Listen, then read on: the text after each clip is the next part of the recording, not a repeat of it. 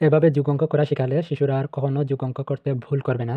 তাই চাইলে অভিভাবকরা আপনারা আপনাদের শিশুদের এভাবে যোগ অঙ্ক করা শেখাতে পারেন। আমি এখানে একটি যোগ অঙ্ক সমাধান করে দেখিয়ে দিচ্ছি। প্রথমে আমরা জানি একক স্থানের সংখ্যাগুলোর যোগ করতে হয়। তাই প্রতিটি এখানে ৩টি সংখ্যা দেওয়া আছে, এই ৩টি সংখ্যার একক স্থানের অঙ্কগুলোর যোগ একক স্থানের সংখ্যাগুলোর যোগ প্রথমে করব। এখানে একক স্থানে আছে ৩, এখানে একক স্থানে আছে ১ এবং এখানে একক স্থানে আছে ২। আগের ক্লাসে যেভাবে শিখিয়েছি এভাবেই আমরা যোগ অঙ্ক করব। তাই ৩ এর জন্য ১, ২, ৩টি, ১ এর জন্য ১টি এবং ২ এর জন্য ১, ২ দুটো ঠাব নিব। নেওয়ার পর সবগুলো একসাথে গুনব।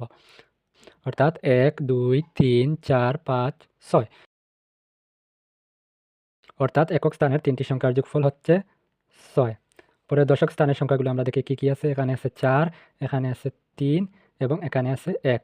এই সংখ্যাগুলোর যোগ আমরা এখন করব। তাহলে প্রথমে আছে ৪, এর জন্য ১, ২, ৩, ৪।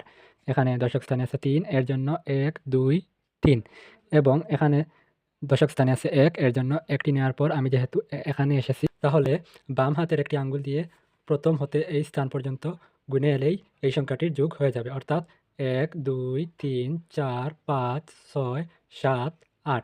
অর্থাৎ দশক স্থানের সংখ্যাগুলোর যোগ হচ্ছে ৮। শতক স্থানে এখানে আছে ২, এখানে আছে ১ এবং এই জায়গায় আছে ৪।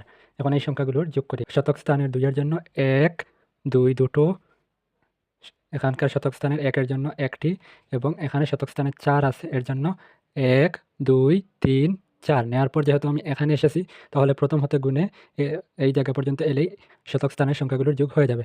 অর্থাৎ ১, ২, ৩, ৪, ৫, ৬, ৭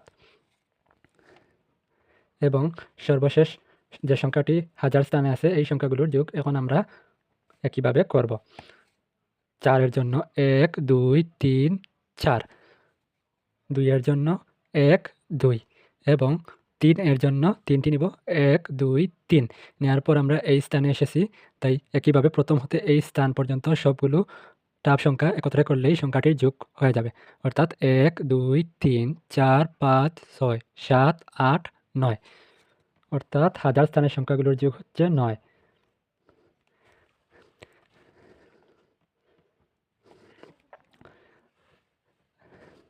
এভাবে অঙ্ক করলে আপনাদের শিশুরা খুব সহজেই যে কোনো যোগ অঙ্ক সমাধান করতে পারবে। তাই চাইলে আপনারা অভিভাবকরা আপনাদের শিশুদের এভাবে যোগ অঙ্ক করা শেখাতে পারেন।